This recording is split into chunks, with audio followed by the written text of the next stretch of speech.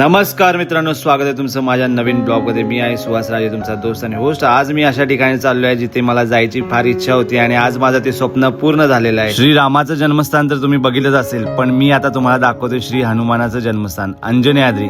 हे आहे अंजनेयाद्री हिल्स. रामायणाच्या काळात जो किष्किंधा भाग होता ना, त्यालाच हे पवित्र ठिकाण मानलं जातं. आणि खास गोष्ट म्हणजे हनुमानाचं नाव त्यांच्या आई अंजनी माता यांच्या नावावरून ठेवलं गेलं होतं, म्हणूनच या जागेला अंजनेयाद्री म्हणतात. अंजनेयाद्री हिल्सवर साधारण 575 पायऱ्या आहेत. ह्या सगळ्या पायऱ्या चढून वर हनुमान मंदिरात पोहोचावं लागतं, पण वर गेल्यावर जो व्ह्यू दिसतो ना, तो एकदम वर्थ आहे. आता पुढचा रस्ता बघा, जरा एकदम खडतर झालाय. मोठे मोठे दगड पडले समोर. सरळ चालायचं तर सोडा, जपून पावलं टाकावं लागतात. आणि गर्दी तर इतकी की बाबा यायला जायला वाटच नाहीये. एक पाय टाकला की दुसरा कुठे ठेवायचा तेच कळत नाहीये. पण काय आहे ना, याच दगडामुळे ट्रेकला खरी मजा येते. थोडासा दम लागलाय, पण मजा तितकीच भारी येते.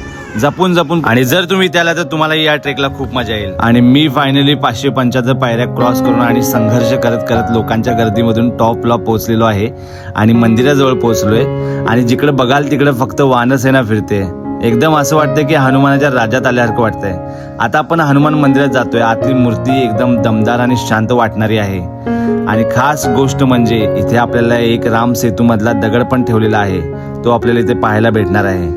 तो बघताना एकदम रामायण काळ डोळ्यासमोर उभा राहतो बघा. आणि वरून खाली बघितले की सगळं गाव एकदम भारी छोटस दिसते आणि चारही बाजूला हिरवागार निसर्ग आणि ते लावलेले श्रीरामांचे झेंडे. नाद खुळा वाटला.